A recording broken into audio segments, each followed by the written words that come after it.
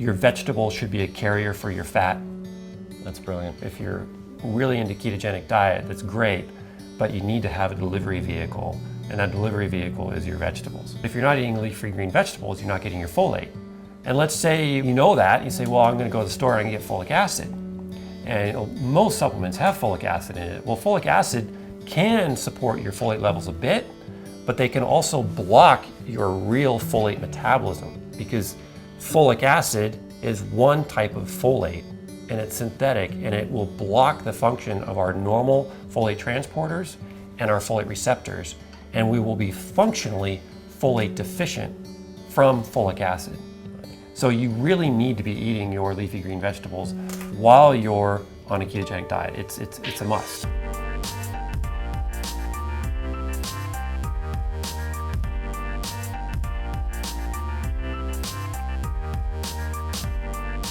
All right, guys, welcome back to another video. It's your host, Mike Meltzer here. Thanks so much for showing up, for tuning in. Whether you're listening in iTunes or watching right here on YouTube, I'm super honored, I'm grateful, I'm excited. We catch up with a good friend of mine, Dr. Ben Lynch. Ben's been huge at helping people understand the links between diet, nutrition, and their methylation and other genes that are highly polymorphic, meaning, certain genes within our body have a lot of different variations, if you will, flavors. For example, the genes that we're going to talk about today that help you with focus, with attention, but if they're polymorphic or if they have a different flavor, you may be prone to addictions or prone to, preferentially eating, say, carbohydrates or sugar-based foods, or drinking too much alcohol, consuming too much computer and TV time and all that. So we're going to talk about in this podcast, you are going to learn how to optimize your biology to figure out if different genes that, again, have different flavors, which flavor of gene do you have, and how best to modify your environment so as to optimize the function of that gene and, maybe curb some of those carbohydrate cravings or alcohol cravings or food cravings. And we're going to talk about that. The different nutrients that are involved in fat burning and fat adaptation, and how methylation, this biochemical cycle that is so key to hormone metabolism, neurotransmitter biosynthesis, creatine and carnitine, two nutrients that we should be getting from a healthy diet, but a lot of people aren't, especially if you're a vegan or vegetarian, how those are synthesized and involved in not only fat burning, but they're synthesized via the methylation cycle. So that's just a brief overview of what we talk about. And Ben's a great friend of mine. Our families have traveled together. Ben and I hang out every week. We go for a hike or we get our kids together. And he's been a huge influencer in my life in helping me to understand how to optimize, helping me and our family to optimize our environment. He's been talking about sauna therapies for such a long time. Sorry, the book here, Dirty Genes, that we're going to talk about, it almost fell off my lap as I was talking. I'm gonna leave that in instead of edit it out. Anyway, so Ben's been very instrumental in improving my own health. Right when my daughter was born, my wife wasn't lactating very well, and he gave me some herb and nutrient ideas. So he's been a huge influence in my life. That's why this is his third or fourth time coming on the show. So super excited. Definitely support his book, Dirty Genes. I'll put a link below this video or in the show notes at highintensityhealth.com/217. It's a super, super awesome book. Here's a pretty cover of it for those of you all watching the video. And this episode, as you know, is sponsored by Somnifix. They're one of the world's only hypoallergenic mouth tape. What's the deal with mouth taping? Well, we don't really talk about it in this podcast, but Ben is a huge fan of it. He actually has his son, Theo, mouth tape because he's a mouth breather. You see, when you're in your deepest phases of sleep, and if you're a mouth breather and you have your mouth wide open, your tongue collapses in your airway, and that creates a hypoxic event that triggers cortisol, and it's on the spectrum of sleep apnea. So we want to retrain our bodies to learn how to breathe through our nose, and one tactic is mouth taping. That's why I love Somnifix, because it's hyperallergenic. Actually, researchers at Harvard have studied this and vetted it. It's a really, really cool product.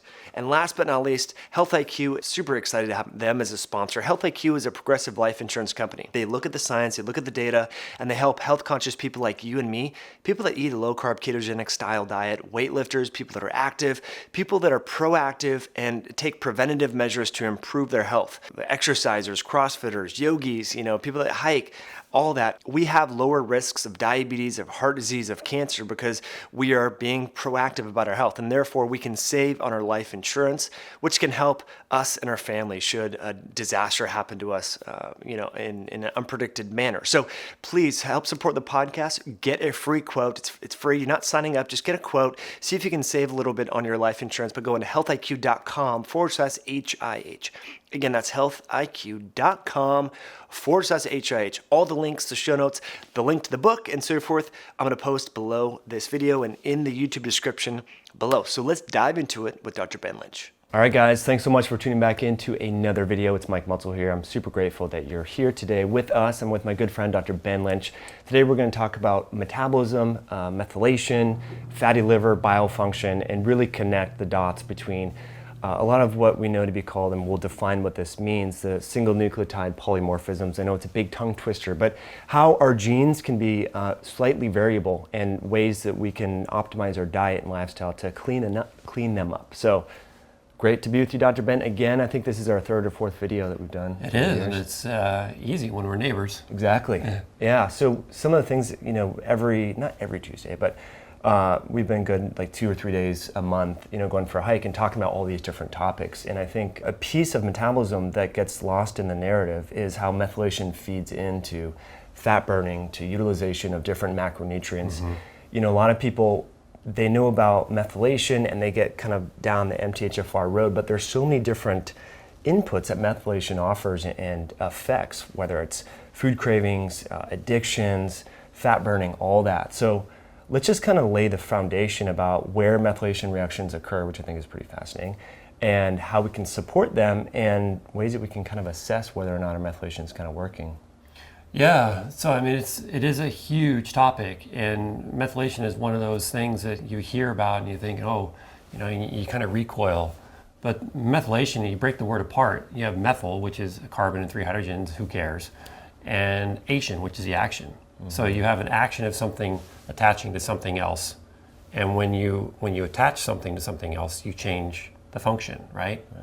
And so when you are methylating in certain areas, which is all over the body, basically in every single cell of the body, then a lot of things are happening. In the brain, you're making neurotransmitters.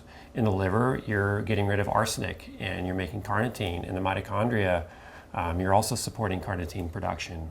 It stimulates and supports glutathione production indirectly.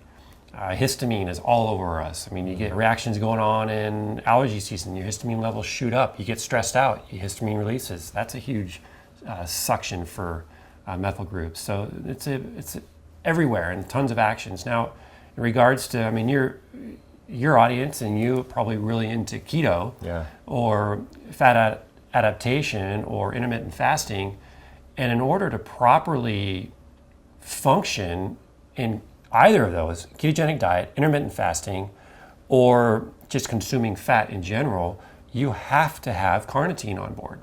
If you don't have carnitine on board, it's not going to be working well for you. Right. And let's talk about why that would be. Yeah, and so carnitine, there's multiple reasons, but one, many folks know about carnitine and needed to transport fats across the membranes, right? Mm. And once you transport fat across the membrane, it can be burned as fuel. But carnitine is synthesized from lysine and methionine, and you need methylation to take that lysine in order to convert it. And you basically get like this triple lysine compound. And once that happens, then your carnitine can be made. And that takes 3 methyl groups. And so individuals whose methylation is not working very well, their carnitine levels might be dropping. And if they're trying a ketogenic diet or they're trying to be fat adapted or intermittent fasting, then they might be struggling. And you easily know if your methylation is not working right if you basically go like that and you jump. Yeah. If you just jumped hard, you didn't jump. Yeah. So you're pretty grounded and pretty solid. So being able to reduce your startle response and keep it solid and maintained is a quick and easy sign that my methylation isn't so out of whack. Mm-hmm. And there's labs too, of course. Because that deals with dopamine and COMT and all that. Yes, your adrenaline firing, your norepinephrine firing, your fight or flight response. And so if it's always on, and your neurotransmitters are at such high levels in your brain, you're going to be really quick to reacting, and that's, yeah, as you said, it's high dopamine, high norepi, high histamine, high glutamate, so on. So that would be like a proxy for overmethylation, or yeah. So the term overmethylation is used a lot, and I'm not a huge fan of it. So the terms are undermethylation and overmethylation, and I would say that it's more of that. For some reason you have high amounts of neurotransmitters in your brain. Yeah. And I wouldn't want to say it's overmethylation, because it changes so much. I mean, it changes hour to hour. It's not specific. Overmethylation of what? Yeah, exactly. Yeah. I mean, your body determines where it's going to methylate, and you might take SAMe as a supplement, thinking that you're going to process your histamine, but your body's going to utilize that SAMe how it wants. Yeah. Maybe it's going to raise your homocysteine and do the opposite of what you think. So, you have to keep in mind that, most of methylation's job is to turn genes off. Silence them. Yeah. Yes. And so, that's a huge, huge thing that's required. So that methylation will turn most genes off, and it'll turn some on, but then also process compounds like histamine, norepi, like we talked about. Yeah, it's very interesting, that methylation silences genes, that notion, and protects them. And one aspect that really got me excited about the ketogenic diet is how it affects histones and histone deacetylase inhibition.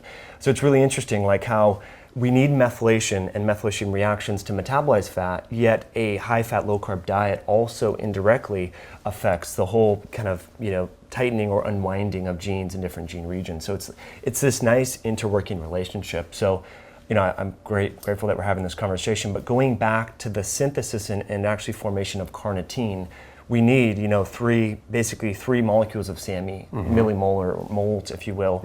And so, what foods, I guess, can help us with that? Because a lot of people that go keto, and I'm not a fan of this, but high bacon, high butter, pork rinds, and coconut oil, and you're good to go, right? Yeah. But we know that these methyl groups are found in... Yeah, they're found, most of them are found in protein. Yeah. And, you've got methionine, which is a major precursor for methylation. It's like the amino acid. And you hear research, and you hear, a lot of folks are really into intermittent fasting, and you hear low methionine diets increase lifespan. Well, that's true. And vegetarianism and veganism have all these studies showing that low methionine diets also increase longevity. But there's a fine line. It's the curve. It's the bell-shaped curve. Imagine a dial where you've got red on the bottom side and red on the other side, and in the middle is kind of peace, right? Alessandro Freddi used that, and I thought that was perfect. And so too low protein, bad, you're launching the missile. Too high, you're launching the missile. So you got to have some. And protein leads to methylation production, and you also have vitamin B12 found in your meats. You're not going to find vitamin B12 in plants or usable B12 in plants for humans. What form is it kind of wrapped up in? Well, there's many different types of B12, and our microbiome also produces B12. And while our microbiome will produce B12, it's not the methylcobalamin that we need as Homo sapiens. It's the big B12 that they need. And the interesting thing is, in the microbiome, as they are producing cobalamins, they show up on our labs.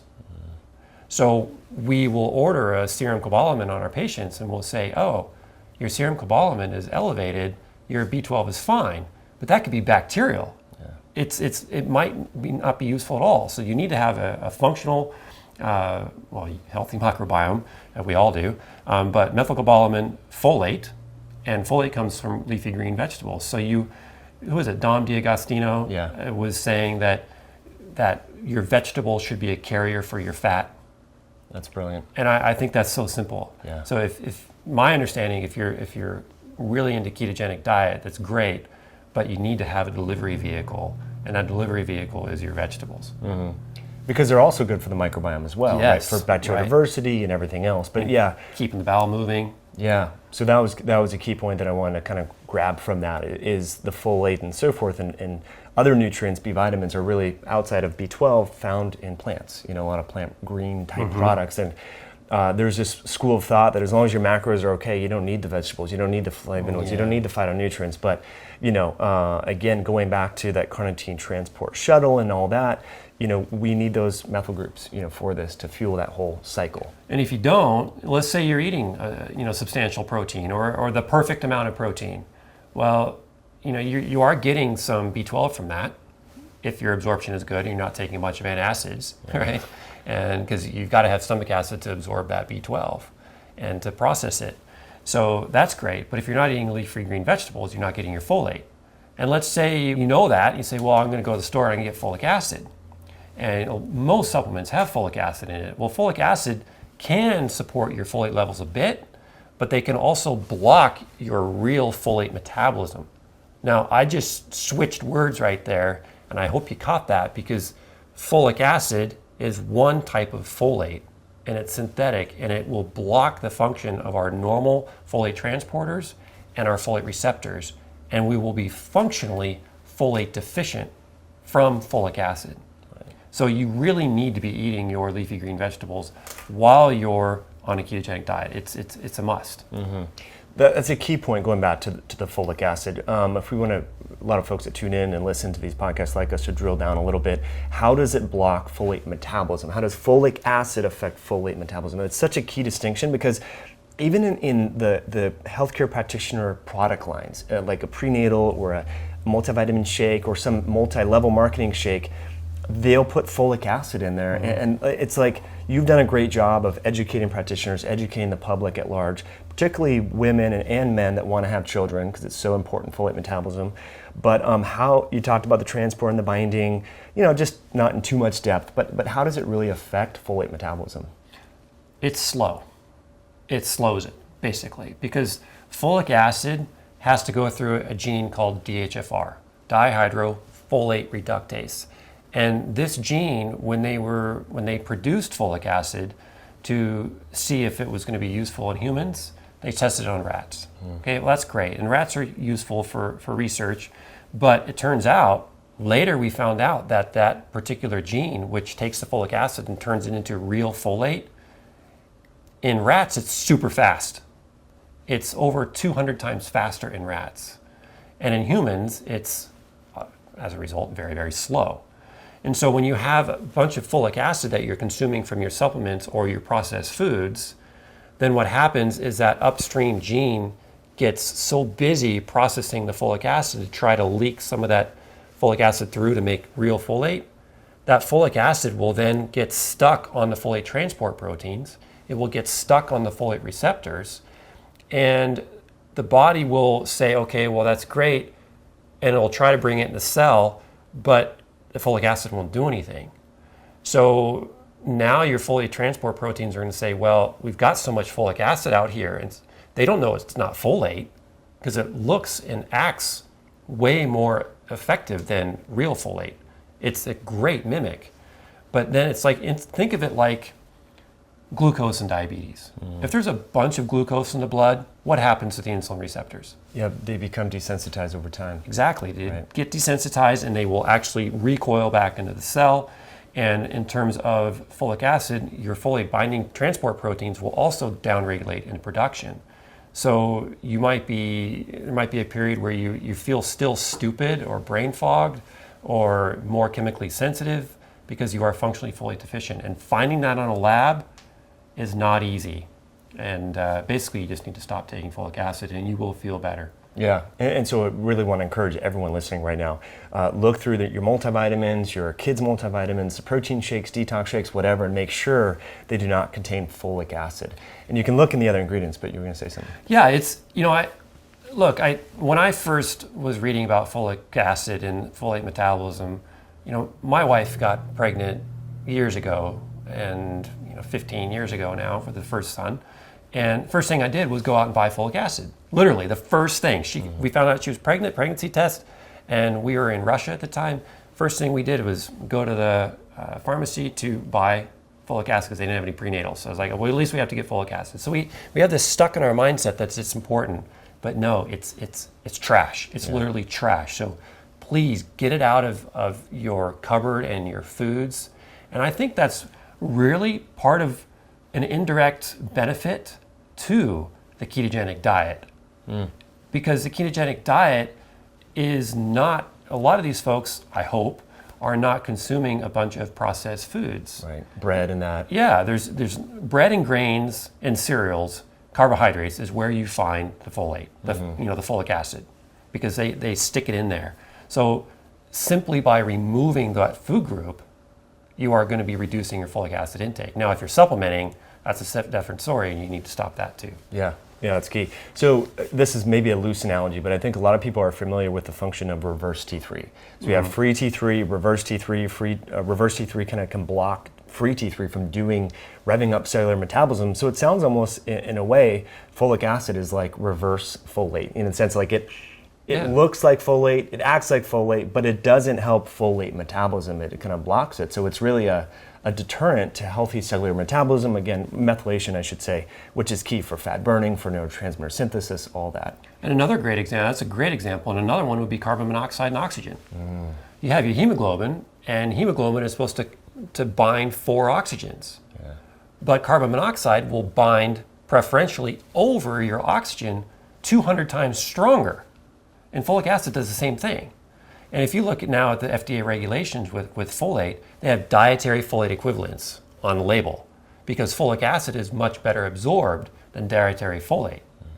But who gives a crap, about how well it's absorbed? I mean, that's important, but you also need to look at how well it's utilized, right? Yeah. You can take all the thyroid meds you want, but if you're functionally thyroid deficient at the cellular level, doesn't matter. Right. Doesn't matter. And so, if you're jogging on the highway and you're chasing cars and you're breathing all that carbon monoxide, you're doing yourself a disservice because your hemoglobin is saturated, not saturated because it'd be dead, but it's too much carbon monoxide on there because it binds preferentially, and folic acid is the same thing. Yeah. So the delivery to the tissues is less, in that context of running, during rush hour, which, by the way, there was an interesting study a couple years ago. A few have come out recently about people that exercise in rush hour. Like, obviously exercise is good, but context is important.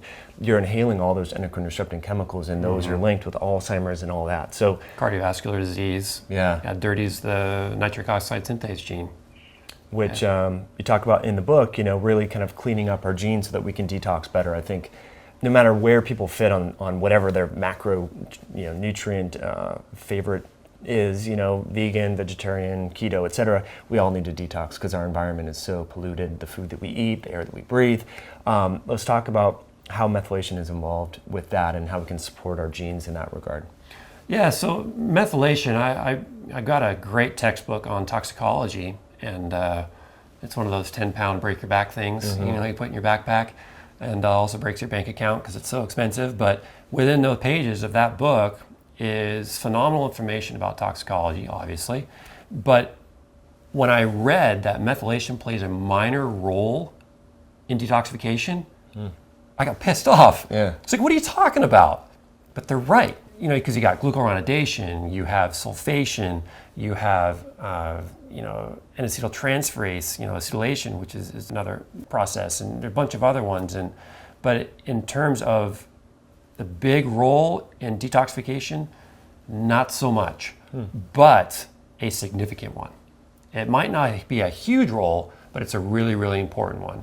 So think baseball. Most important player on the team is probably the pitcher. Okay, least important is probably shortstop, third base. I don't know. I haven't played baseball. Maybe an center field. I don't know. Yeah, but if you take one of them away, becomes a problem. You've got a problem. Yeah. You've got a problem. So while methylation is significant, it helps synthesize and produce glutathione, and it's not a direct effect. A lot of people think that methylation is a direct supporter of glutathione production. It's not. As your SAMe levels climb, your glutathione levels will also start raising. And it has to do, there's a switch going on. And if your SAMe levels are basically reached an abundant point, that SAMe will stimulate an enzyme called CBS, and that CBS will get pushed faster by your SAMe levels. And as a result, your CBS will take your homocysteine, convert it to cysteine, which is one of the compounds for glutathione production, and help synthesize your glutathione. So that is how methylation is linked in a short way to producing your body's number one antioxidant, and most concentrated antioxidant within our mitochondria, which burns your fuel, which burns your protein and your fats and your sugars. You talk about that in the book, in Detox and CBS and a lot of that glutathione production. Some favorite foods that come to mind, in terms of like helping us with that sulfur, the raw material. What are some of the things that you've heard from clients and you've given to clients that seem to be, obviously there's direct glutathione supplementation, which you do offer as well, which is great, but any foods that come to mind that you're like, yeah, this really helps? Yeah, so a couple nights ago we were sitting at the dinner table and my youngest boy, Theo, we served salmon. I mean, fresh wild-caught salmon. You got some of it from Waco. Love it, yeah. It's great fish. And Theo, he's like, I don't want to eat that. So he's not like your Nez. I mean, Nez, she's a trooper. So Nadia, mom, my wife, cooked some eggs. So she hard-boiled some eggs, and I was working with Theo on something and not focusing on what Nadia was doing. And she comes over and is working at the table, and all of a sudden I just smell it it's like, God, who farted? Who farted? Really? And Theo, is that you? And I look over and Nadia's just sliced a hard-boiled egg open. Yeah. It's like, it's just that sulfur, right? So foods that have that who farted smell are really healthy for your glutathione. Yeah. So cruciferous vegetables, eggs are fantastic. You have sprouts, so broccoli sprouts, radish sprouts, also very, very good. Broccoli sprouts are really highly loaded in sulforaphane, and Dr. David Quigg said that you need to add a little bit of radish sprouts to enhance the glucoraphanins. Is that how you pronounce it? I think myrosinase, but yeah, the glucoraphanins. Yeah, the myrosinase, yeah, right. Yeah. So all these big words. But basically you take your broccoli sprouts and your radish sprouts and you eat them together. David calls it the poor man's glutathione. And eggs are super high in cysteine, and cysteine is a precursor to glutathione. But we have to know that while these sulfur-containing foods are very useful for us, if you're reacting to these sulfur-containing foods and you don't feel good, it could be that you actually have very high levels of hydrogen sulfide in you, or you have high reactive oxygen species, or you've just high rates of inflammation or low molybdenum. And these are really, really important to assess and evaluate. And so you know that if you eat cruciferous veggies or high sulfur containing foods or sulfur containing supplements like glutathione or N-acetylcysteine, and you feel awful from them, it's not a detox effect. I mean, it could be, but everybody blames it on that. It could be hydrogen sulfide and sulfites and reactive nitrogen species, which people don't talk about. Yeah, gosh, I would love to get into that. But we were talking a little bit earlier too, on the lines, following up on kind of David Quigg's, you call it the poor man's glutathione, which I think is a cool analogy. One of the enzymes that's upregulated when we ingest sulforaphane and other aspects, other nutrients like that, is the quinone reductase. And we got this great book right here, Advancing Human Nutrition and Metabolism. You were sharing with me within kind of the ATP transport chain within the mitochondria, quinone reductase is right there involved. I think it was recycling coenzyme Q10 in that pathway. So it's like, what's cool about all these things that we're talking about is there's carryover. So we're talking about detox supporting glutathione, but that also has a metabolic effect, which I think is unique. Huge metabolic effect.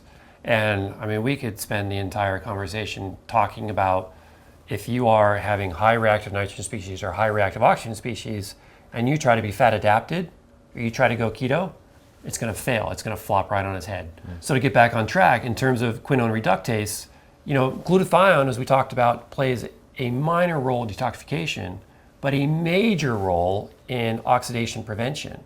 But that's one. The body is brilliant in knowing that you have to have all these backup systems.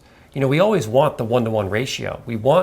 You have MTHFR, take methylfolate, COMT, take hydroxo, or B12 deficiency, take B12. But the human body is way more complex than that. And NQO1 is one of those other genes that is super important at recycling our CoQ10 and recycling our vitamin E and also in high levels of reactive oxygen species, such as smoke or UV radiation or X-rays, going and getting radiographic imagery, is very, very stimulating to the NQO1 enzyme. And that will also help reduce your superoxide, which steps in another gene called SOD, superoxide dismutase. And so you've got your glutathione genes, you have your NQO1 genes, you have your SOD genes, and they all work in tandem to help keep the reactive oxygen species and reactive nitrogen species at bay so your cellular metabolism and your fuel systems can be working. Because without our fuel systems burning and being active, we're dead. Yeah. I mean, if our ATP levels are not functioning, we're done. Right. It's that simple. And so NQO1 is a major one, and it is actually quite highly polymorphic. The Chinese seem to have a very much higher rate of NQO1 being polymorphic, which means that it's not functioning as well as it should be. And as a result, these folks who are taking their CoQ10 or vitamin E supplementation might actually be harming themselves more because they're introducing these antioxidants, but these antioxidants also become oxidized. If you take a glutathione supplement or you take vitamin E or CoQ10 or vitamin C, that's great. It's a great antioxidant. But as they put out the fire, they get burned up and oxidized, and they themselves become damaging. Like a pro-oxidant of sorts. Yes, they become a pro-oxidant. Wow, really interesting. We'll summarize kind of the lifestyle factors, but along those lines, quinone reductase, I found this very fascinating when I was diving into the sulforaphane research back in like 2009, 2010, is it's very involved in helping to methylate and kind of metabolize estrogens. And you talk about that, one of the super 7 genes for COMT and MAOA and how that's involved in, hormone metabolism, neurotransmitter metabolism. I love to dive into that because that, first of all, 2 reasons: for food cravings, and then we know that estrogens, people that are really estrogen dominant or poor estrogen metabolizers have a hard time keto adapting. It really, keto and keto adaptation lends itself to anabolic, high anabolic states. That's why men tend to do a little bit better than women as a general rule. It's obviously there's nuances there. But so let's kind of dive into hormones and how these different genes, and if we dirty up our lifestyle, dirty up our genes, we can't metabolize our hormones, and kind of how COMT and MAOA fit into that picture. Yeah, and I will get to that, but you brought up a very, very important point that I want to hit before, so remind me. Yeah. Because you brought up quinones are associated with estrogen, and quinones are also associated with dopamine. Okay, so a lot of people are struggling with ADHD. Okay, so what do? They go and they get these, basically methamphetamine medications, and they are put on them, and that stimulates your dopamine production. Great. But as your dopamine levels are, in your brain, if your brain is unhealthy, then that dopamine is being converted to dopamine quinone. And you need to have that NQO1 on board. And if that NQO1 is not functioning, or it's polymorphic because there's a SNP in it, or what have you, then you've got a huge problem. And that dopamine quinone is high in individuals with dementia, neurological disorders, Parkinson's, and so on. So it's absolutely associated with neurological conditions. So NQO1 is huge. And the cofactor, meaning the vitamin that is needed to run NQO1, remember to recycle your vitamin E and your CoQ10, is riboflavin. A high demand for riboflavin is in that NQO1. Now, in terms of estrogen, you have many types of estrogen as it gets broken down, as Carrie Jones. Have you interviewed Carrie yet? Before, yep. Yeah, so Carrie Jones' interview, I'm sure, was fantastic, and Dutch test and so on. But estrogen fractionation is an important test to look at, because if estrogen also has quinones, and if you have estrogen quinones, that also leads to estrogen-sensitive cancers. So NQO1 is associated with estrogen-based cancers as well. And now that ties into your question about COMT and MAOA, and hit those. Yeah, sure. But just to go back, were you kind of referring to the fact that Ritalin and Adderall and those drugs, because they do upregulate dopamine synthesis production, that there's a higher propensity then to make these dopamine quinones? Yes. And therefore, there's a correlation with Parkinson's and other central nervous system disorders, because those, just like estrogen quinones cause cancer, dopamine quinones cause cellular damage within the brain, I would imagine. It's damage. Yeah. It's basically cellular damage. what you need to think about, instead of thinking diseases of, whatever type, inattention or ADHD, they call it, right? Or autism or Parkinson's or breast cancer or ovarian cancer. It doesn't matter what the name is. Think of the function. And so when you have NQO1 not functioning well in estrogen-sensitive tissues, then you increase cellular damage in those tissues, which increases the risk for cancer. If you have NQO1 deficiency in enzymatic expression in your brain not working very well, you get damaged cells in your brain, which leads to neurological dysfunction. So all you need to understand is, where is that enzymatic dysfunction happening, and what is going on there, and what's the function of that gene or that enzyme. And if it's not working well, then the result and the outcome is a disease and dysfunction. Right. Key point. And so many, I haven't told you this, but in college I took Adderall. Like I would buy it from friends for tests. I mean, it was like, a common thing that goes on, for studying. And I always felt really weird afterwards, like, because it totally, it's robbing Peter to pay Paul. Yes. I think it kind of helped. I will say the benefit is it taught me to really sit down and I could focus for like 6-8 hours, for a final. But then afterwards you feel depleted, you feel depressed. And so it's a short-term fix that has long-term potential consequences. But I think a lot of people that I know that I've talked to that are, in their early 30s, 20s and so forth, that went through college in the last like 10 or 15 years, majority I would say, or maybe 50% have taken Adderall or Ritalin for a final, for an exam.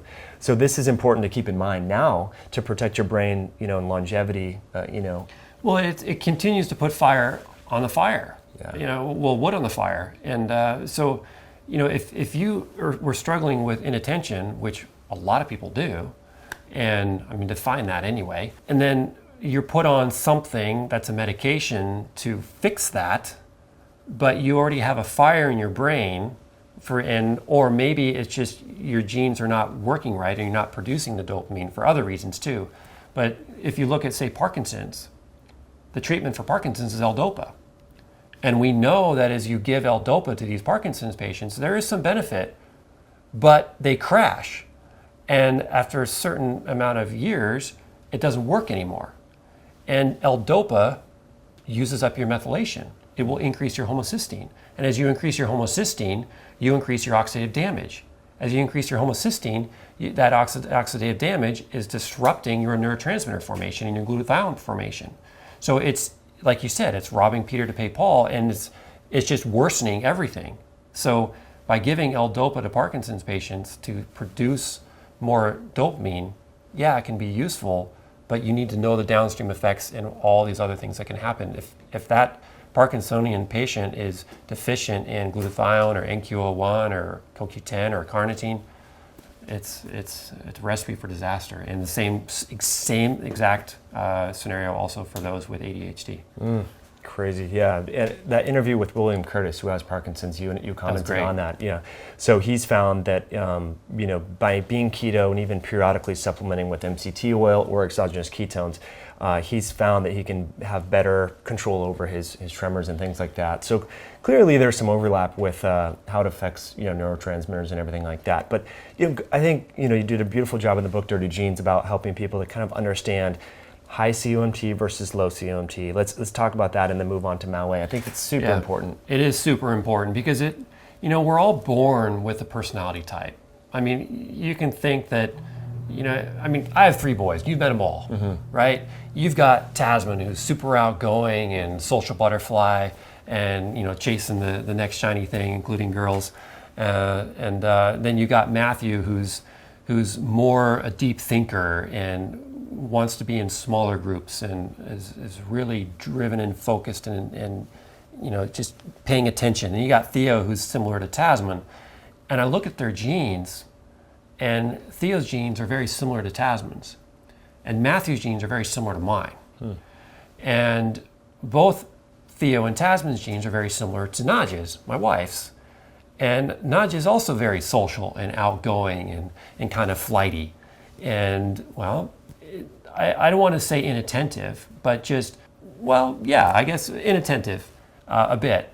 But then Matthew and I, with our similar genes, we're very type A focused, and we drive, and we're also quick to irritability. And so what's going on there is neurotransmitter levels. So the more dopamine that we have in our brain will lead to the more norepi and epi as well, because dopamine will break down into norepinephrine and epinephrine. And it is dopamine which we're all seeking, right? So dopamine gives us that attention, it gives us that love and joy. It's what we feel when we get hugged. It's what we feel when we get the ding on our Facebook, or your YouTube comments come in, or you look at your views on your channel, which by the way is skyrocketing, congrats. And so all that boosts your dopamine levels. And if you're finding that you are not really focused very well and you're constantly on your electronics, you're constantly finding that you become more addicted to something, whether it's sex, sugar, cell phone use, daredevil things, because daredevil things really get you all amped up, right? Risk takers, class clowns, ADHD, inattention, bullies. These types of folks, bullies is a tougher one because there's different reasons there, but that's a lower dopamine state. So when you have a lower dopamine state, you have those characteristics, and that is a faster COMT gene.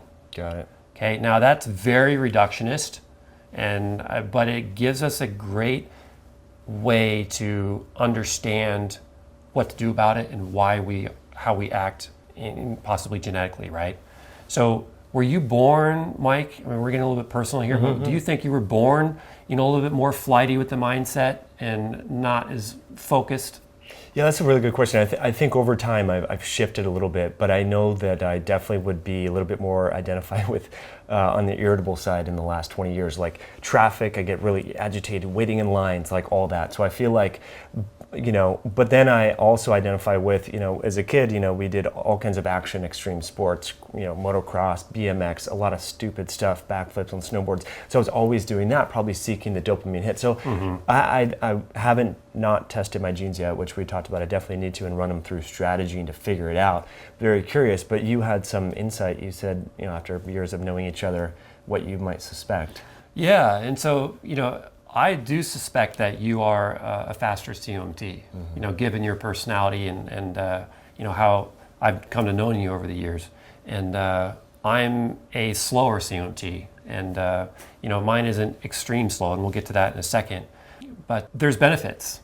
I mean, an individual with a fast COMT, you tend to be happier. You tend to, let me reframe that. You tend to be more relaxed, and you tend to, be more outgoing and seeking activities, and you tend to calm down in stressful places. In fact, you might even perform well in stressful situations. So I have an inkling that people who are, say EMTs or brain surgeons or cardiovascular surgeons, they're a faster COMT because they go to that environment and it's high stress. I couldn't imagine doing that. It'd freak me out.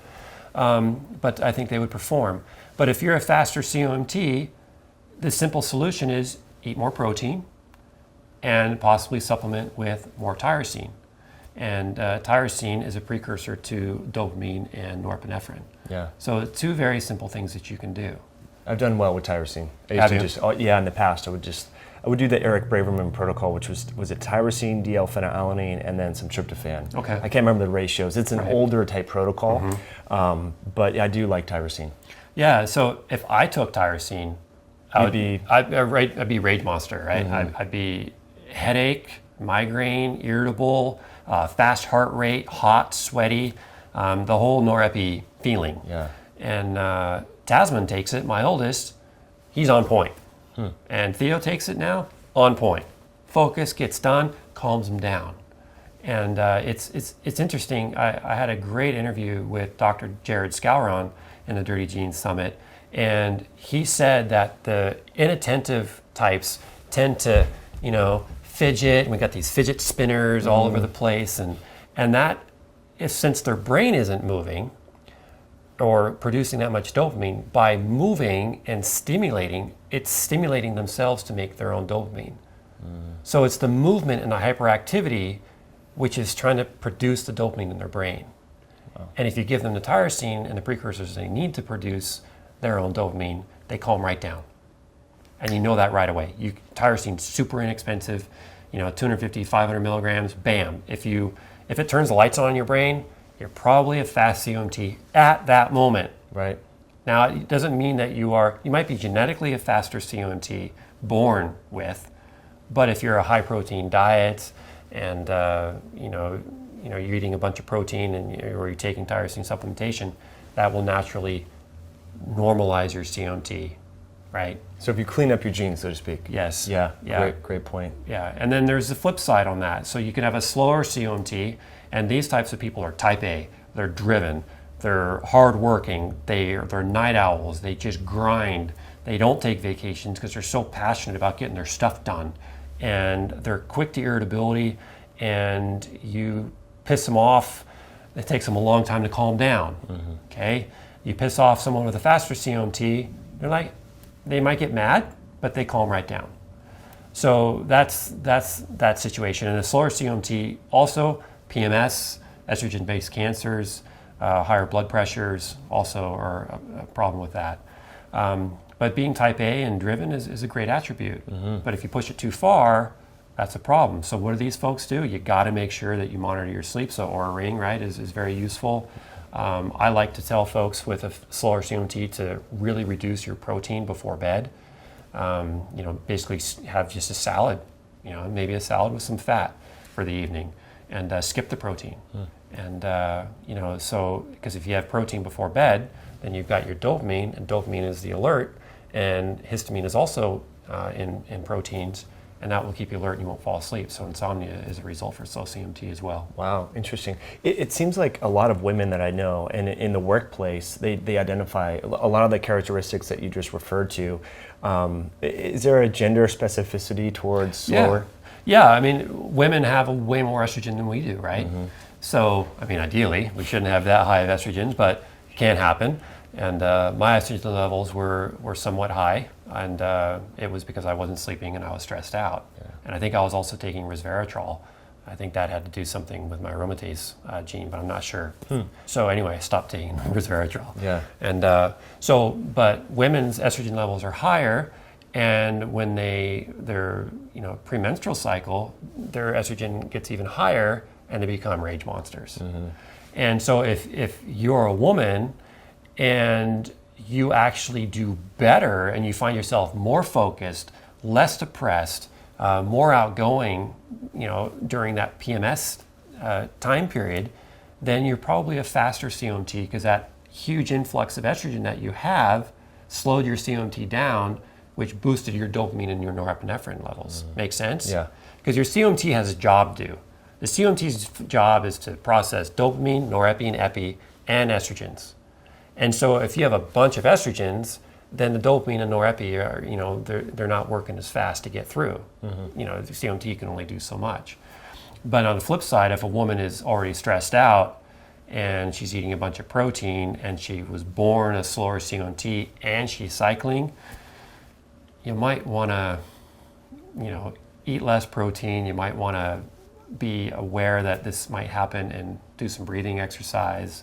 And take some adaptogens and process that estrogen a bit more, supporting the gut and your liver. Yeah, gosh, this is really fascinating. A lot of things are racing through my mind, but it seems that low carb paleo, meaning higher protein, moderate fat, lower carbs, would be better for a slow COMT, whereas keto may lend itself a little bit better towards a higher COMT, because a few different reasons. If you're keto, your food cravings are pretty well covered, so you're not chasing that. For some people, the dopamine hit, could be food, could be sweets. Obviously there's tryptophan in there, and I know you talk about that in the book. But that, and if you have a high COMT, your estrogens probably wouldn't be built up as much potentially as a Correct. low COMT. Therefore, you would keto adapt a little bit better. So anyway, I want to plant the seed. I could be totally wrong there, but we have a lot of folks who will watch this that are doing genetic testing. Yeah, and so that in terms of the ketogenic diet, the cool thing about a ketogenic diet is it does seem to help normalize your blood sugar, which helps normalize your inflammation, which helps normalize your neurotransmitter production, and your methylation cycle and all that. So it really cleans up the fires. So I love the ketogenic diet and intermittent fasting, and time restricted feeding, or whatever you want to call that. I think all of those are very, very valuable for balancing your neurotransmitters. I don't know what time it is now. I haven't eaten. The only thing I've had today was a glass of electrolytes and methylfolate, methylcobalamin, some PQQ. So I had supplements this morning for breakfast. But no food. And I took these supplements because I knew I was going to be here and needed to be on point. And so I took methylfolate to stimulate my neurotransmission, so I wouldn't sound stupid. Yeah. So you never sound stupid, but so hopefully I'm doing okay. No, I took. I had like some green tea with a little MCT oil, and then I had the Seek and Health Lithium Orotate, which is fantastic. I love that product. One of my favorite supplements, and then creatine, the Seek and Health creatine. Yeah. So in terms of green tea, if I took green tea this morning, that would make me anxious, and I wouldn't say irritable, but it would make me more anxious. And it's because of my slower COMT tendency. Yeah. So if you do well from green tea, that also tells me that you have a faster COMT, because catechol, old methyltransferase, green tea has how many catechins in it? Yeah. A ton, right? And ECGC, right? And so if you're taking green tea extract or green tea and you find, it increases my focus, but I also get anxious from it, well, you might have a slower COMT. And if you actually do well, you might have a faster COMT. So it can be beneficial for these individuals. Interesting. Yeah. So there's a lot of nuances, and I know we're scattering a bunch of random factoids out right now, but the cool thing is, in the book Dirty Genes, I have quizzes for people. Yeah. So you can immediately tell if you're faster or slower COMT. If you don't even know what I'm talking about, COMT, or faster or slower, I drill down and outline that. And then once you find out you're slower or faster, I give you lifestyle tips on how to support that. Lifestyle, diet, mindset, and supplementation. I know a lot of people will drive right to the supplementation, but going right to the supplementation is not, you really need to focus on the lifestyle. And that's really important. And you talked also about MAO-A, and I really want to hit this one too. For sure, let's do it. Yeah, I would love to. Yeah, because if I go keto, and I've never tracked my ketones, so I don't know if I'm in ketosis now or not. I've been actually prolonged, I would say time restricted feeding now for probably 2 weeks, ever since I got back from Hawaii. So I went to Hawaii, and I just, you're on vacation and you're in Hawaii, you got all those fruits, right? And I'm with the kids, and I'm treating them too. So they eat ice cream, I eat ice cream. So I was a wreck. I mean, my diet was just a mess. So I came back at 210 pounds. I'm 6'5". 210 on me, you don't see it, but I feel it. I don't like it. So just by going time restricted feeding, I've dropped already 7 pounds. I'm 203. Wow. And I got back December 30th. So 2 weeks. Just over 2 weeks. Just over amazing. 2 weeks. That's the only intervention I've done. I was active, I was exercising in Hawaii, and also I wasn't sleeping very well over there because I was up late with the kids. Here, I'm trying to get my sleep back on order because I will also gain weight when my sleep is out of whack. But when I try to go ketogenic diet, I'm trying to do the high fat thing, lower protein, or moderate protein, lower carb. I can do that for about, I think, 5 or 6 days, and man, I go carb craving. There's like no escape. And I know it's wrong. I know I shouldn't. But I go for the carbs. I go for the peanut butter and jelly. I go for the peanut butter and honey. I mean, I just go for it, right? And and then we'll have homemade pizzas, and I'll just chow on those. I'm like, damn it, I'm such a loser. And then I realized, looked at my genes again. I'm a fast MAO-A, and a fast MAO-A depletes your serotonin levels quicker, and it also burns through your tryptophan levels quicker. And I eat my vegetables, but I don't eat them as much as I should. I eat my leafy greens, but I need to get better about my cruciferous veggies and all. Thankfully, being married to Nadja is beneficial because she's a fantastic cook, and her recipes are in the book. And but borscht, oh my gosh, yeah, the borscht is great, and the shuba is great. Cabbage rolls are fantastic, but I would do that, and then it would take me, and I'd hit myself over the head. And then I would try to go back on keto. And it'd take me a while to be able to metabolically switch, because all that carb increased oxidative stress. I depleted my glutathione, my cell metabolism and for fat adaptation was gone, and so I would try to fat adapt, but I couldn't because my carnitine was messed up, my glutathione levels were low. So anyway, so they finally get back to ketogenic diet. I'd be like, sweet, I'm back, I'm gonna do it again. Bang, 6 days, again, carb cravings. So finally I said, okay, what's going on here? I sat down, I looked at the science, I said, Ben, you're an idiot. Your serotonin levels are tanking.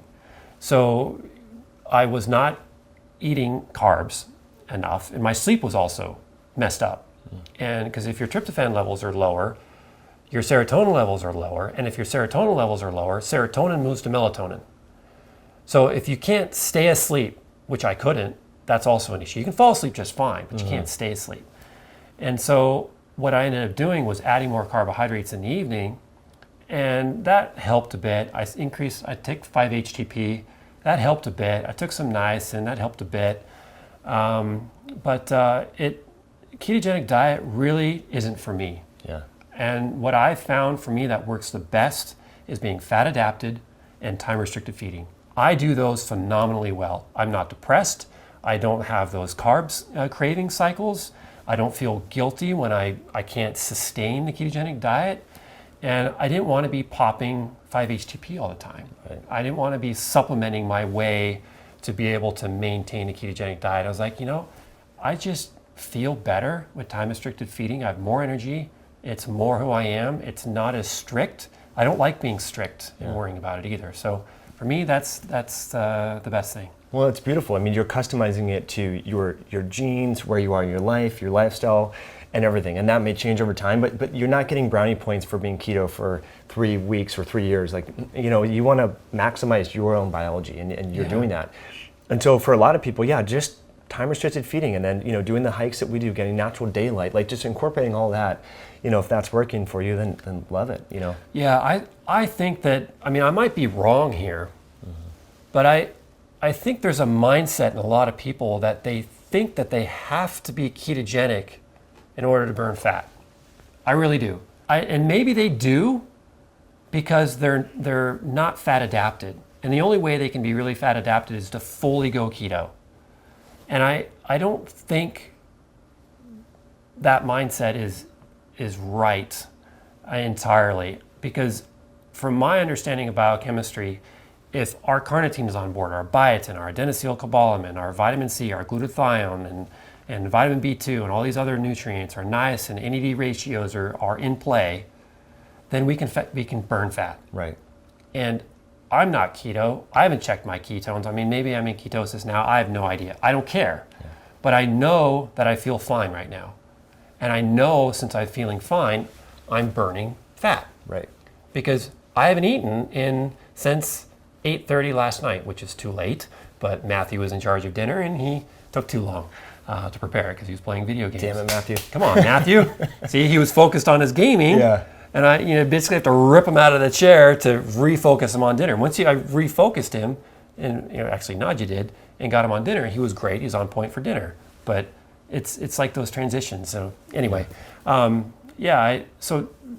really would want people to understand you don't have to be ketogenic diet to burn fat. Totally. You have to be fat adapted, and being fat adapted requires healthy cell metabolism, which requires your glutathione on board, your NQO1 gene working, your genes not being dirty, and biotin and niacin and all that. So it's a very powerful tool, and intermittent fasting and time restricted feeding will get you there. Exactly. That's such a beautiful point. And just to underscore and emphasize what you said, you're not trying to be keto, but you have not had food for close to 14 hours and you feel great. So that is I think a great proxy to know if you're a fat adapter or not. Now, in contrast, and we want to finish off on liver health and PMT and bile.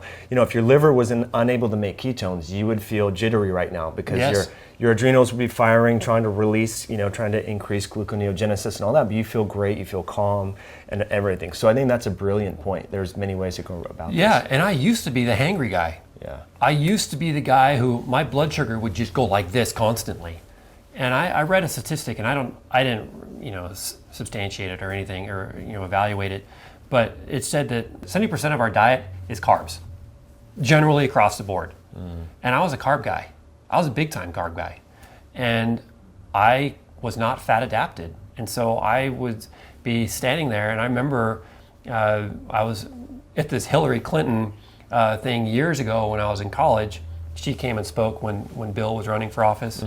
And so I'm standing there with my girlfriend and her mom, and at this rally, and Hillary was late, she was not coming out, and I was like, I'm starving. And I was starting to get irritable, and her mom was like, Ben, well, another couple hours and we'll be getting some food. And Rachel, my girlfriend at the time, she's like, no, he better eat because he's going to be, not fun to be around. So, but I didn't. And, the mom was really stern and oh man, I was so irritated. So if you find that you try to go fat adapted, you say, okay, I'm not going to eat from 8:30 at night or 7, ideally, say 7 at night until 10 the next morning, and you wake up at 7 in the morning and you're irritable, your heart rate's going, and you're just kind of jittery, or you have some caffeine and it makes it worse. You got to eat. Yeah. You got to eat. You're not fat adapted. So if you're hangry, you're not fat adapted. Yeah. In general. Beautiful point. Yeah, so things that can enhance that, liver health, which you talk about a lot in the book. So the liver is the key organ to make these ketones. We need to have good liver health. Bile, you talk a lot about bile in the book. I love that in our last podcast, we really hit the nail on the head when it comes to bile and SIBO. And you need bile to metabolize these fats. And a lot of people have sluggish bile, from their diet. So that is really essential. And then exercise. One of the best tools to increase fat adaptation is exercise. So you were talking earlier a little bit about, do I know if I'm fat adapted or not? But we know a lot of carb, heavy endurance athletes, like they're burning fat for fuel because they've just driven that pathway, forced it through exercise. So going out hiking, walking, those are great tools, for everyday people to just get outside and train their body's circadian rhythms, as you talk about in the book, and the importance of that, but also to help fat adaptation. Yeah, exercise is fantastic for fat adaptation, but excessive exercise and overtraining can actually kick you out. Yeah. And Alessandro Ferretti worked with Olympic athletes and high-level athletes, and he found that they were keto, but their fasting blood glucose was way higher than where it needed to be. So the inflammation was really high. So if you're overtraining, your inflammation skyrockets, and as the inflammation skyrockets, so does your blood sugar. And they talk to each other, right? So overtraining is very highly reactive oxygen species production, right? Massively. Yeah. And so you want to stimulate NRF2, which is really great for exercise. And NRF2 stimulates your glutathione production and your mitochondrial production and all that, which is good. But too much will increase your reactive oxygen species and as a result deplete your glutathione. And as your glutathione levels deplete, your mitochondria get hurt.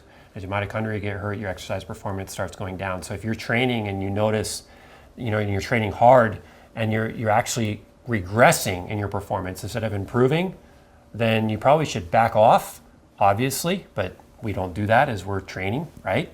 And you need the dopamine hit. It's the addiction. Yeah, that's right. It's crazy. Yeah, fast COMT folks are overtraining. Fast COMT folks will overtrain hard. And, I was a rower for the University of Washington, which was great, but I was a slower COMT individual at the time, and I didn't really like training. Mm-hmm. And my teammates would be out there pumping weights and on the ergometer all the time and on the water all the time, training. And, I wanted to go do other things. Yeah. And so I was a great athlete, but I wasn't Olympic level. Mm-hmm. You're probably more rested on competition day than they were. Probably, but they still pulled better scores than I did. Yeah. And their methylation was also quite good, and because they had nice solid muscles because they were able to make creatine. I wasn't, and because of my MTHFR and other things. But yeah, it's interesting stuff. Totally. Gosh, yeah. Well, now I think you solidified that. The COMT, I definitely always overtrain, and I'm getting better at it now. So it's that dopamine hit, right? Yes. So it's always trying to be out front, be out first, win and do it. So that's that craving. So yeah, I want to win. Yeah. But when I'm competing, you and I will go for a hike in the forest and the parks and on the mountains, and that's great for me. Right. That form of exercise now for me is great. And I'll play rec soccer on 40 men because I'm an old man now. Over 40 man soccer league, and I'll play to have fun, but there's other dudes coming at me full bore like they're, going for the World Cup championship, And I was like, dude, this is Wednesday night soccer. Right. Take it easy. Calm down. Yeah. Here's some tyrosine. Yeah. Make him even more of a monster. Yeah. Oh, man. That's funny. All right. Well, in closing, so we got the Dirty Gene Summit that's airing right now as people are watching this. And then the book comes out on the 28th. So much stuff that we just didn't have. We could have talked for probably 2 hours here. But DIO, I love that's another SNP that you did. Single nucleotide polymorphism within the DIO. Metabolizing histamine, food sensitivities, alcohol sensitivities, huge. My mom, this really, really helped my mom. I lent the book to my mom. Awesome. PEMT, and then what else on the Super 7 that folks may be interested in? Yeah, PEMT is good for all your cell membrane formation and your bile production, which is hugely important. And so we have DAO for histamine in the gut. Then you have COMT and MAOA that we talked about. We have MTHFR for your folate, and which is really important I call MTHFR the methylation master. So if your MTHFR is dirty, your methylation's messed up. Then you have NOS3, nitric oxide synthase. And if your nitric oxide synthase gene is not working very well, you're not vasodilating. So as you're listening to this now or watching it, how are your hands? Are they warm? Are your feet warm? Mine are slightly cool to touch, but not bad. And I used to have very cold hands and feet, like freezing. And that's a dirty NOS3. And if you have a dirty NOS3, your cardiovascular risk is through the roof, and your neurological risk is through the roof as well. And then glutathione. Yeah, your glutathione genes. I tag team that one. So there's 2 genes in the glutathione chapter. It's GST and GPX, because I couldn't separate them. So glutathione peroxidase neutralizes your hydrogen peroxide and turns it into water, and hydrogen peroxide is one of those free radicals. So if you have onset early gray hair, and you're looking pretty good. But if you're the individual who's grayed early or high stressed and you're getting more gray faster than you should be, that's too much hydrogen peroxide and low glutathione. Your glutathione peroxidase gene is dirty. Then you have your glutathione transferase, which processes compounds and gets them out of the body, like your arsenic. You need to have your SAMe, which is your methylation, working, and you need your glutathione working to help remove the arsenic from us. And if folks are not checking their arsenic levels, they have to, because we're getting exposed to arsenic all the time. You got chickens in your backyard, a number of them, and they're awesome characters. But chicken can be high arsenic. Water, tap water, high arsenic. Even filtered water, if it's not a good water filter, high arsenic. Soil, fruits, vegetables, arsenic, it's everywhere. Coating in like fences and everything in your backyard. It's playgrounds, it's insane. Yeah, I used to do landscape construction, and pressure treated wood used to be all arsenic treated. Now it's copper sulfate, so high copper, but I used to saw those timbers and breathe in all that stuff. So I checked my arsenic levels and they're way off. Wow. So good now. Yeah, and that's why you recommend in the book, things like sauna therapy. Yes. Really great detox. Yeah, and also what labs to look out for each one of these genes. So I call them the Super 7 because if any one of these Super 7 genes are dirty, you're dirty. And being dirty as an individual means you have symptoms and diseases. Yeah, I talk about diseases and names of them. I walk through the lists for you in each gene. But I want to shift the mindset for people. Stop thinking about disease names and start thinking function. If you start identifying function and what is disturbing that function, then you know how to restore that function. Instead of saying, I have a headache, you need to start thinking, I just ate a high histamine food, my DAO gene is dirty, and if I remove the histamine-containing foods, I'm not going to get the headache.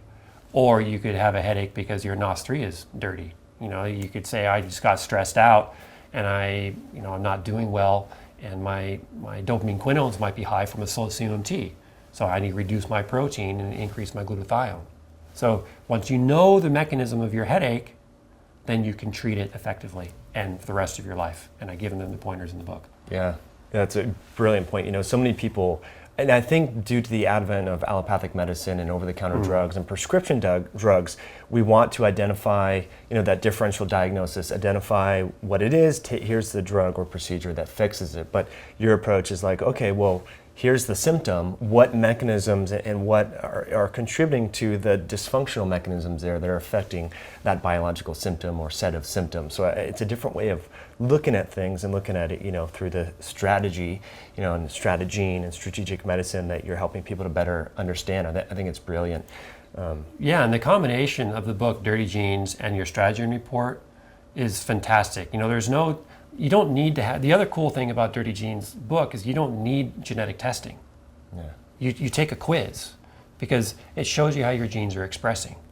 So that's great, but you also kind of want to know how you're built genetically. Because if you understand how you're built genetically, then you know your susceptibilities. And then in combination with Dirty Genes, you can say, okay, I'm susceptible to estrogen-based cancers. I have a slow COMT. I'm going to read the COMT chapter more and see what I need to do there for lifestyle, diet, mindset, and the environment, and supplementation to make sure I'm not going to get those things, because that actually, my mom and my sisters and so on, my grandmas were struggling with that. Yeah. So it allows you to be more proactive. Mm-hmm. Which is, speaking of that, more proactive, you've really helped us and our family be more proactive. Water filters, air fresheners, getting rid of carpet, these are things that, I wanted to do, but, with your input and your tips, just really cleaning up our household has really affected our function. So I'm very grateful for that. And one of you guys can't see it, but behind us, the Allen air filter you gave to us and all that. It's just been a game changer to have someone really help you understand that, this is causing a problem. So It's been awesome. My daughter's allergies, she tends to get like bags under the eyes, and we pull out the carpet in a room and it was filled with mold and yucky chemicals. So it was like, we're giving her all this healthy food, but yet for 8 hours of the day, she's breathing in toxic endocrine disrupting chemicals. So yeah, right. You're supporting your genes with food, but you're dirtying them from the carpet. And you can dirty them with mindset. You can dirty them from not moving. So the concept of dirty genes is far and wide, and it's basically saying, whatever your actions are right now, there's two actions. Either it's cleaning my genes or it's dirtying them. Yeah. And so as long as you're keeping your genes clean 80% of the time, when you go out and you go party, or you stay up late, or you overtrain, or you're exposed to carpet or jet fuel and airplanes from the exhaust, you can bounce out of that. Mm-hmm. Being exposed 20% of the time to dirtying your genes, you're okay. Just make sure 80% of your activities are ones that support your genes, and you're solid. And sometimes you go over that, and writing the book Dirty Genes, I was up late, and I dirtied them. So, right. But I recovered. Yeah, right. Awesome. All right, so friends, click the link below this video. We have the link to the summit, which is going on towards the end of January, in the book as well. Definitely check that out. Or if you're listening in iTunes, just double tap that picture. All the links will be there. But we have a few final questions for Dr. Ben Lynch. We've asked this thing twice now, but your morning routine, we know successful people, you have a lot of businesses, you're impacting the world in a huge way. And we know routines change over time. So, I'm sure it's changed in the last 18 months. What does the first couple hours of your day look like? Yeah. Well, it depends on my calendar, unfortunately. I'm not strict. So one of my weaknesses is actually my morning routine. But I will tell you that lately what I've been trying to do in the mornings is I bought Brian Johnson's Optimize Me program.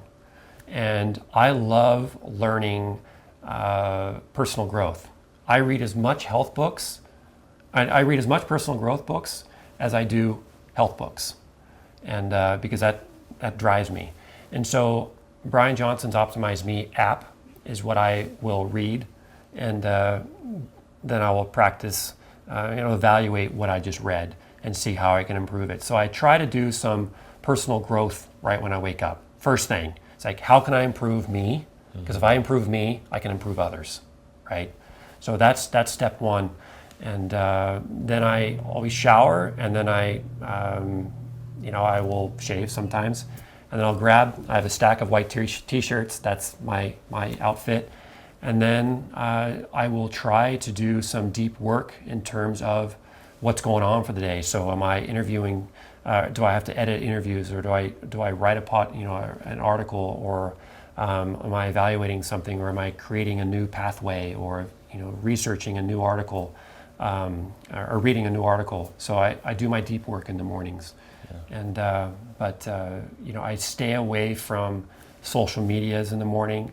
I don't want to open my emails in the morning because I get sucked in.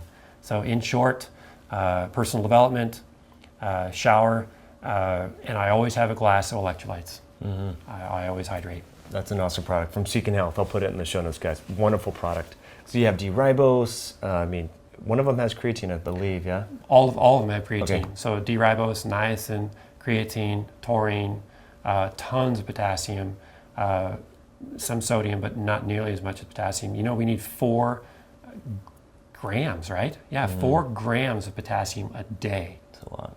And who's getting that? Yeah, no one. I mean, No one. avocados do have a fair amount, but Yeah, you'd have to have a lot of avocados. And a lot of people say coconut water, but coconut water is very high Sugar. carb. Yeah. And I was drinking coconut water to get my potassium, and I was gaining weight because over 2 weeks, I was like, why am I gaining weight? And I looked, I was like, oh my God, this is loaded with carbs. Yeah, So I coconut made that water mistake is- too. Yeah.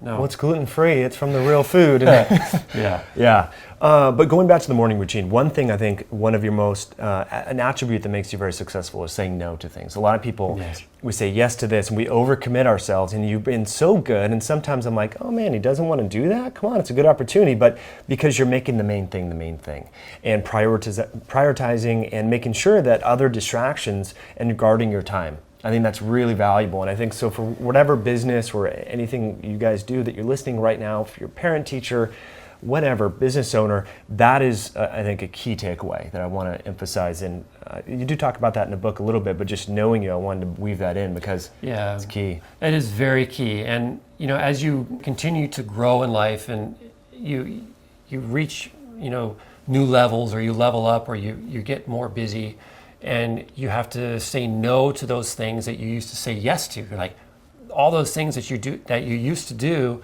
were like, yeah, I want to do that. But now you're going to be finding better opportunities. And so all those things that you used to say yes to now are all no's. And now you feel really bad and like, I need to help those people, but these things are so much more impactful. So it's hard to say no to what you used to do because that's what brought you up to where you are today, but you have to. And it's uncomfortable. And I had a conversation with my personal assistant, Elizabeth, yesterday. I was on the phone because we're texting back and forth. I said, screw it, I'm calling her.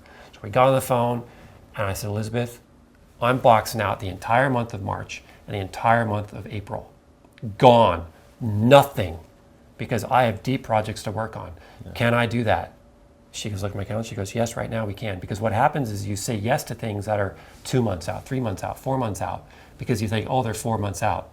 But they catch up onto you, and then you get busy. Yeah. So saying no is still hard for me, but is definitely super important. And the one thing, Essentialism and Turning Pro by Stephen Pressfield, fantastic books. Yeah, I've read Essentialism. Per your recommendation, I have to read Turning Pro. Turning Pro is great. Short, simple read. Yeah, I love how Stephen writes. I mean, he's just he's just on it. Yeah, his other book, The Art of Work, or The War of Art. The War of Art. War of Art, yeah, that was an awesome book. So, fantastic. All right, so we got the morning routine. You're stranded on a desert island. You can only bring one herb, nutrient, botanical, or whole food substance. Vitamin D and omega-3s are covered. What are you bringing with you? Glutathione. Liposomal glutathione. Absolutely. Because if your glutathione levels are not working, you can't be fat adapted. And you better be fat adapted on a desert island. Yeah. Your susceptibility to UV sun rays and burning and DNA cellular damage is going to increase. And you know, if your antioxidant levels are higher, you're not going to be burning as much. So I would absolutely, without a doubt, no question, liposomal glutathione. And before you ask that question, I always wonder, what would I bring? But now I know. Hands down. Hands down. Yeah. It's too hard to make. You're not going to get cruciferous vegetables out there. You know, it's no question, liposomal glutathione. You brought it to Kauai when we were rooming together about 14 months ago. Yeah. It's on the counter. Yeah. Liposomal glutathione. Yeah. Well, because we do eat a global diet. We're getting mangoes from who knows where, and there's pesticides and all that. So glutathione would be a great choice. So I love that. So just thinking like big picture, population level, what would you share? What sort of lifestyle, health tip, or nutrition advice would you give to a politician of sorts in an elevator? If you were 30 seconds, you were in an elevator with the Prime Minister of Egypt, for example, whatever. What would you want them to know and why? Prevention matters. Prevention matters. And, treating disease is not what we need to be focusing on. We need to be focusing on disease prevention. So we need to stop thinking that we're seeking the cure for cancer. The cure for cancer is prevent cancer. That's it. The cure for autism is prevent autism. The cure for Down syndrome is prevent it. The cure for all these conditions is preventing it. So, and it's so much easier and it's so much affordable.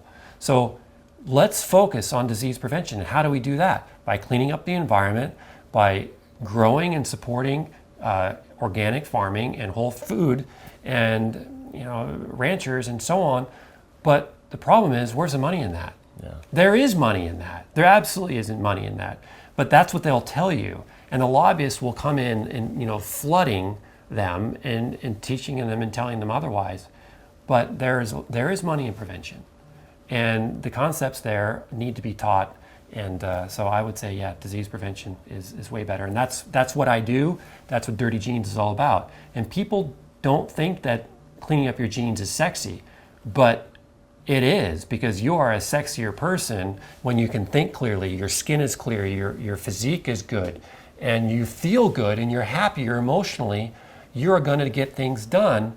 But none of us think that prevention is something that we need to focus on because it's not a problem right now. Mm-hmm. And what do? We focus on the problems right now. It's easier to prevent them in the first place. I run a very successful, quite large company, and we do that because we look for problems and we prevent them. Yeah.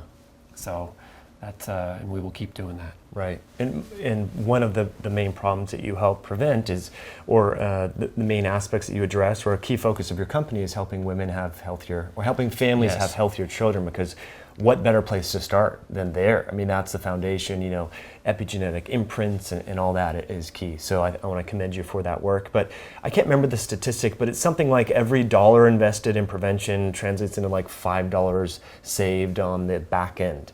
So, when we talk about the money, our healthcare system is taken up, keeps increasing the amount of gross domestic product it's chewing away. It's more than military spending and all that, because all the money is being allocated on the back end and on the front end. So Right. I agree with that. So, all right, we got the Dirty Gene Summit in the link below, guys. The book as well. Definitely check that out. If someone is driving right now or watching on YouTube and they want to connect with you, what's the best resource online? I would say my Facebook page, just Dr. Benjamin Lynch, Facebook. And I have Facebook Lives every Thursday around 2 p.m. I say around because some meetings might go over or so, but 2-ish p.m. Pacific Standard Time on Thursdays, Dr. Benjamin Lynch Facebook page. Yeah. And that's the best way to connect, or drbenlynch.com. Okay. All right, guys, thanks so much for tuning in. If you like this video, please share it with a friend or family member. Please subscribe to that channel, hit that like button, and comment below. Ben and I will be watching the comments and reach out to you. So very grateful for your time, Dr. Ben. Yeah, thank you. Thanks so much.